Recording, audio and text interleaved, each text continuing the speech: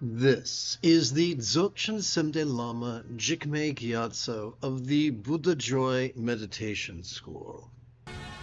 Come, let us meditate like a Jedi. This morning, let us explore the end of traditional therapy, walking meditation for PTSD, followed by group meditation. I think it would be wisest to begin with the neuroscience of PTSD. So PTSD is not a psychological problem. It's a physiological problem with psychological symptoms. And there is a huge difference. PTSD is not about being a coward. PTSD is not about being stupid. PTSD is not about stinking thinking. PTSD is not about disempowering beliefs. Make sure my silly face is on this. Okay. So what is going on with PTSD? Consider, if you will, our hippocampus at the bottom of our brain, adjacent to our amygdala, which is right here. So our hippocampus acts as if it was the guy at a club behind the velvet rope holding a clipboard. And if your name is not on the list, you're not getting in. This was explored quite humorously / tragically in that 70s show.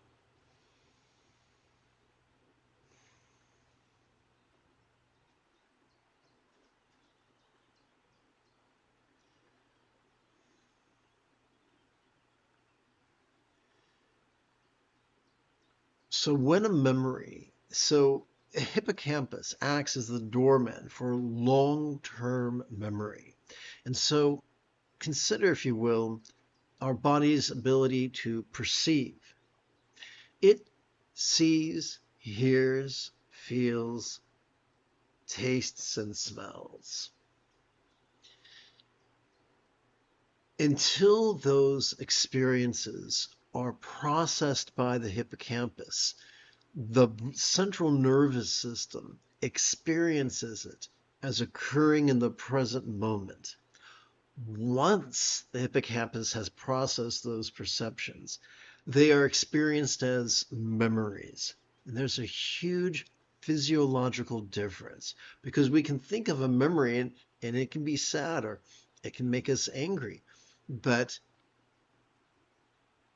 a perception forces us to work with our dopamine-oriented survival instincts. When the body treats it not as a memory, but as a present moment experience, it's not thinking, this is sad. It's thinking, I'm in peril. And we have evolved to deal decisively with peril. Perhaps that is why we talk about the 5 F's. On some level, deep, down, when we encounter any phenomena, our survival region of our brain seems to ask, hey, that thing over there, should I feed on it? Should I fuck it? Should I fight it? Should I flee from it? Should I faint before it? Should I fawn over it? Although those 6 F's are wonderful for perilous circumstances, they are a horribly disempowering way for us to live our lives. So the real question is, what are we going to do to get our hippocampus to process trauma as a memory, to allow trauma into deep storage? The answer is surprising.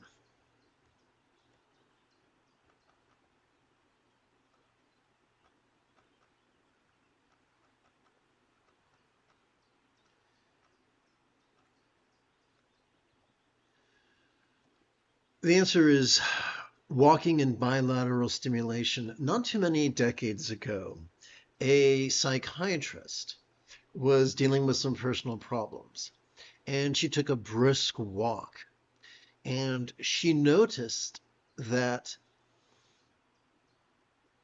after the walk, her circumstances had not changed, but she felt better about it. Her beliefs hadn't changed, her memories hadn't changed, but she felt more resourceful. Upon closer examination, she observed two physical phenomena. The first was while she was walking, she was experiencing bilateral stimulation. So when she was swinging her left leg, she was swinging her right leg. And when she was swinging her right leg, she was swinging her left arm. So that's just the normal gait.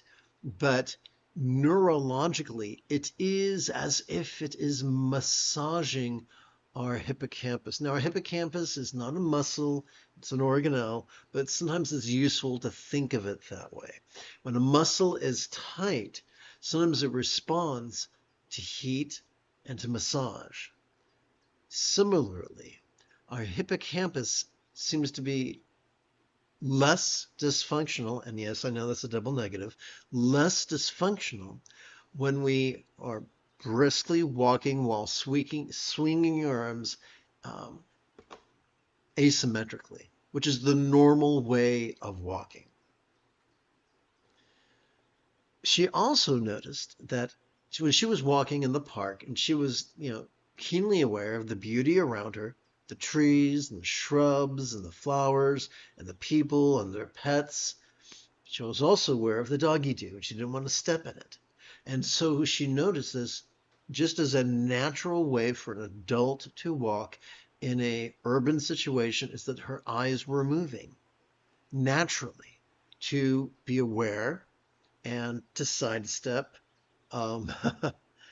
fecal landmines, because that's a pretty unpleasant way to treat one's shoes. I think you'd agree. And she noticed and so she did trial and error. She began to notice that played a huge factor in her resourcefulness. She went on to describe a method known as rapid eye movement desensitization. So what are we to do with our brain while we're in walking meditation?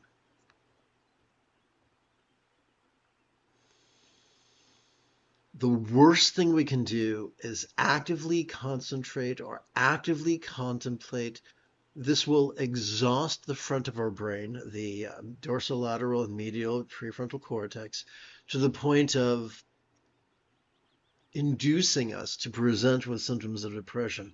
No less further trigger our amygdala, the seat of both anxiety and aggression. So can you see the dark irony involved in trying to treat our anxiety and aggression with the type of active focus that will just make it worse? Fortunately, neither our amygdala nor the prefrontal cortex constitute the entirety of our central nervous system. Consider, if you will, our spinal cord.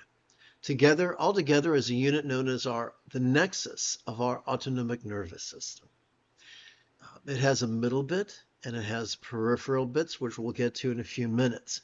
But as a whole, if we take a break from our exhausting habit of actively competing against it, and instead passively cooperate with our autonomic nervous system, right away we'll notice that doing so calms the anxiety and aggression of our amygdala, as well as grants us access to at least a modicum of peace. Let's look at that a little bit deeper. Let's begin with mindfulness. Every time we inhale, whether we know it or not, we have evolved to automatically access the middle bit of our spinal cord. That could be described pretentiously as the nexus of our sympathetic nervous system. It has evolved to help us to notice in a very special way. It has evolved to help us to vulnerably, passively, viscerally, randomly, and fleetingly notice mind's antics of perception, sights, sounds, sensations, flavors, scents, and the like, as well as emotions, intentions, cognitions, recollections, imaginations, and the like.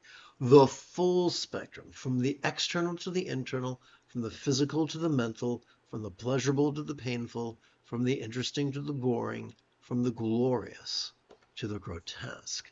Hey, how's about a rule of thumb? Here you go. Every time we silence, so here's a rule of thumb. The most efficient way for us to practice mindfulness is for us to silently and mentally recite the demonstrative pronoun this every time we feel our body inhale. So we're not actively focusing our inhalation, we're treating our inhalation the way a piano student treats a metronome. A piano student doesn't focus on the metronome. They're focusing on their posture and their hands and the keyboard and the sheet music. In the background, they're aware of the metronome. And that's what we're doing here. We're just letting our breath inform us. But the question remains, what do we do with all that gurk that we noticed? That brings us to meditation. Every time we exhale, whether we know it or not, we have evolved to automatically access the tippy top and the very bottom of that same spinal cord. Together, these two regions as a team are known as our parasympathetic nervous system, or the nexus or hub of our parasympathetic nervous system. It has evolved to help us to physically relax and mentally release during our exhalation to such a degree that which we noticed during our previous inhalation could fleetingly feel less stressful, less permanent, less defining, and even less graspable, at least for a moment, at least a little bit, until our next inhalation when the cycle begins afresh. How's about a rule of thumb? Every time we silently and mentally recite the verb rest, as we exhale. Let me rephrase it again. The most efficient way for us to practice meditation is for us to silently and mentally recite the verb rest as we exhale. So it's simple. As we're walking, silently and mentally, we're reciting this and rest. This is the universal label that applies to whatever we're experiencing, whatever sight, sound, sensations, flavors, scents, and the like, whatever emotions, intentions, thoughts, memories, or imaginings. That's the universal label. Rest is universal response. You might say, I don't feel restful. You're not lying. This is not an affirmation. Why is it not an affirmation? An affirmation is a lie we tell ourselves in the hopes that it'll make things better, but it doesn't. Rest is simply, we play with these two words, not to command our autonomic nervous system. It's already chugging away. We're playing with these two words to gently guide our intention to stop competing against our autonomic nervous system and begin cooperating with it. So here's the great irony. Meditation is just that simple. Let us conclude with some practical tips, some useful rules of thumb. If you are in great turmoil, I don't recommend going for a walkabout. Simply walk around your block. The less you cross the street when in turmoil, the safer you will be.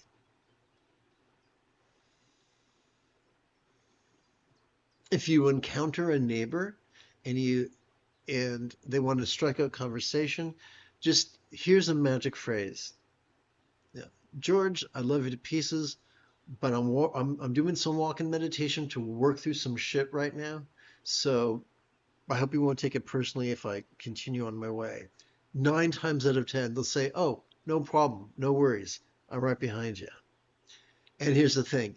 And if they're nosy or manipulative and they want to pry, just say, "Dude, I gotta go. Love you loads. We'll talk later." Clapping your hand is very important. It will interrupt their neurological pattern, at least for a moment, and this give you a chance to continue walking. There will be times when you make a scary facial expression when you're doing this. So you could be going through it. You could be going through despair or terror or rage. And if people know that what you're doing is this is part of your way of treating PTSD, 9 times out of 10, they're going to be really supportive.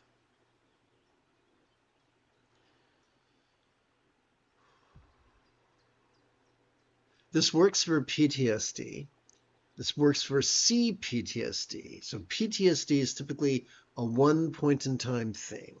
CPTSD is when there are a series of traumatic events, like a veteran from a war, or the survivor of child abuse or spousal abuse. This simple method of brisk walking meditation does not erase our past, but it helps us to deal with it. I have a plethora of disabilities. I have birth trauma brain damage. I have autism, ADHD, all the comorbidities, and a shit ton of CPTSD described or influenced by traumatic events beginning in childhood, but occurring throughout my entire life. I'm an old guy now, so I've had a lot of it. This is not uncommon for neurodivergence. I spoke to a psychologist who specializes in neurodiversity, and she said she's never met a neurodiverse individual who hadn't experienced trauma, just because the way our neurotypical world deals with individuals who don't fit their mold of how things should be. I've said all that to say this, not to lament and make you feel bad for me, but to let you know that I've used this. It helps. It doesn't change the past. It doesn't excise the memories, but it helps to process them. There is a wonderful acronym from recovery. HALT. Hungry, angry, lonely, tired. Often fatigue and hunger can trigger episodes of PTSD. Going for a brisk walking meditation can help us not to have a psychotic break. Can help us not to yell at people who aren't there or start punching the walls, which is good. It's nice to get our cleaning deposit back. However, when you get back from your brisk walking meditation, have a snack, preferably a wholesome snack, because I got to tell you, caffeine and sugar probably won't help you manage your body and mind. But a wholesome snack and a rest is great after your brisk walking meditation.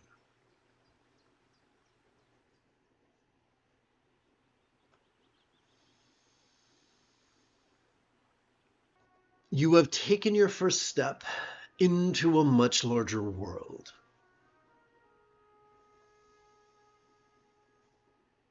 If you feel that I have earned it, you could give this live stream a thumbs up For Meditate Like a Jedi is made possible thanks to the generosity of viewers just like you. For the remainder of this morning's live stream together, let us practice.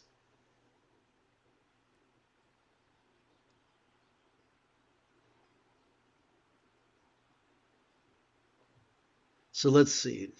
It's 20, so 55 minus 21 will be 35, 34. 34 divided by 4 is 8. So bearing that in mind, so 8 times 8 is 16, 32. Okay. We'll round up and call it 9 minutes.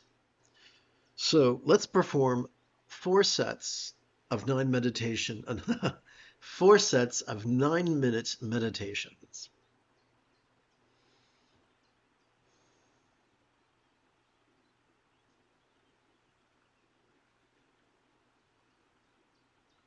Let's see here.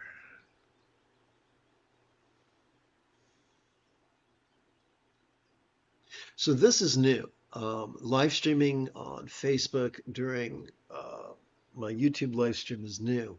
For a very long time, I was live streaming on TikTok, but they've come under new ownership and they don't like me meditating during live streams anymore. So I'm still getting used to this whole setup.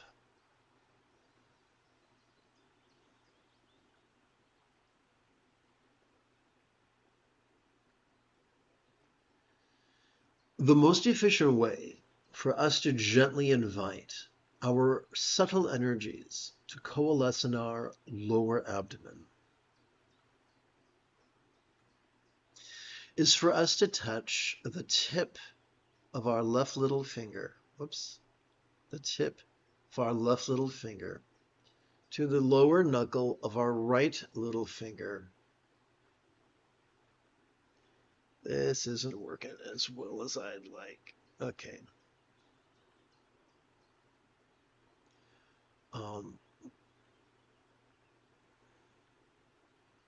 Palms up in our lap.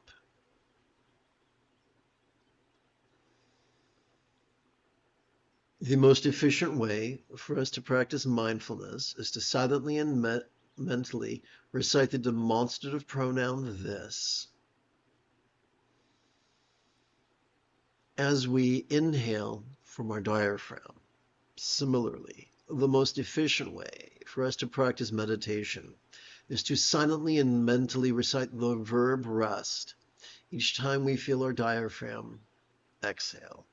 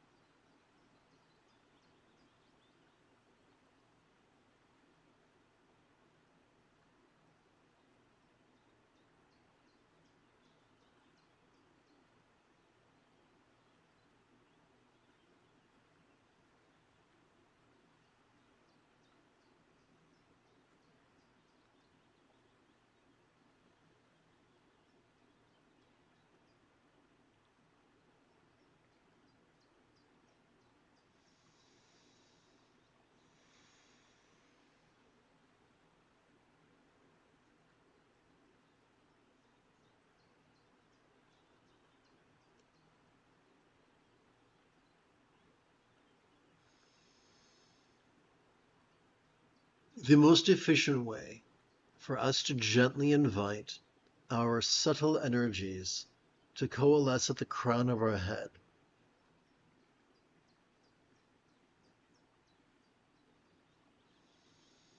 is for us to touch the tip of our left index finger to the lower knuckle of our right index finger, palms up in our lap.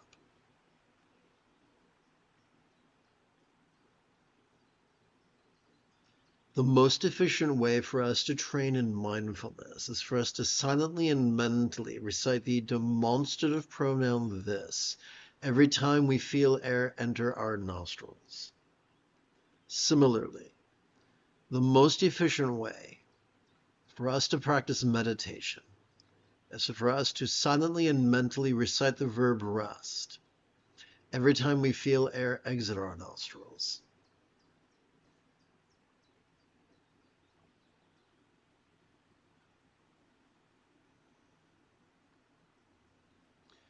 The moment you have a specific question about the philosophies or techniques that support meditation, do not hesitate to type your question in great detail in the chat window, for I tend to check for questions about once every 6 minutes or so.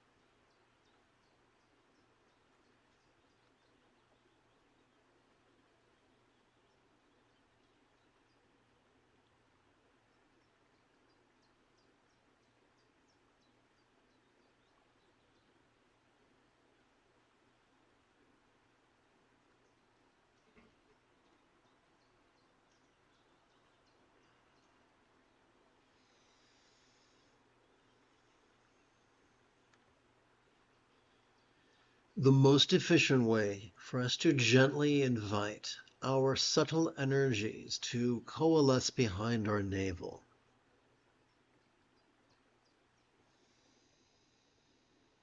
is for us to touch the tip of our left ring finger to the lower knuckle of our right ring finger, palms up in our lap.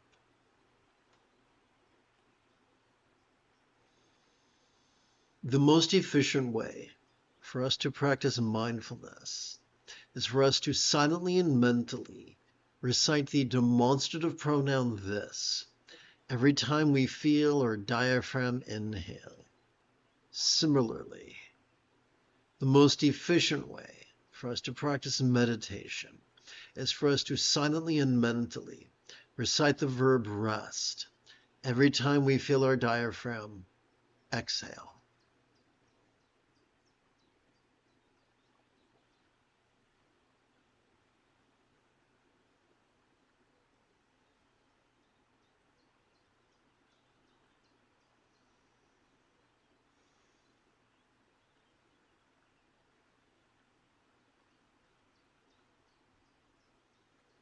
The moment you have a specific question about the philosophies or techniques that support meditation, do not hesitate to type them in great detail in the chat window, for I tend to check for questions about once every 6 minutes or so.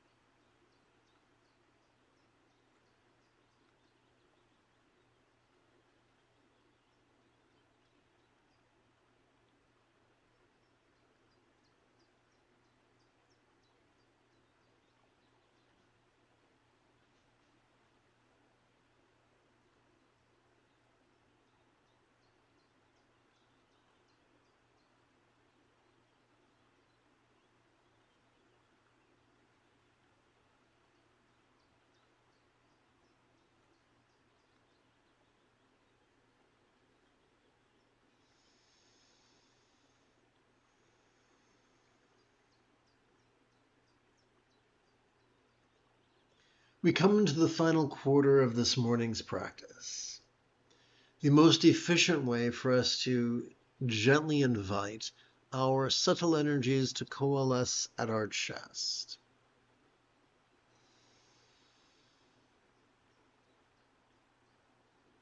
is for us to gingerly touch the tip of our left middle finger to the lower knuckle of our right middle finger, palms up in our lap. The best way for us to practice mindfulness is for us to silently and mentally recite the demonstrative pronoun this every time we feel our chest swell with breath. The most efficient way for us to practice meditation is for us to silently and mentally recite the verb rest every time we feel our chest subtly sink as gently we exhale.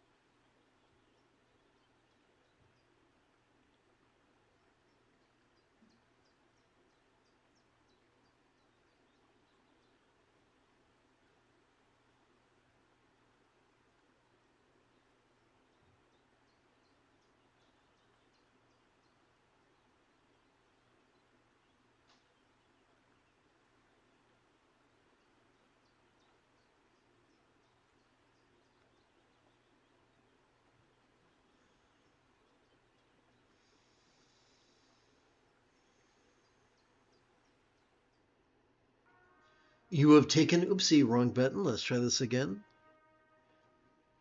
I would very much like to, in about 11 hours, I would very much like to return to today's evening lesson and practice of meditating like a Jedi. And if you are as geeky as me, may the Force be with you always.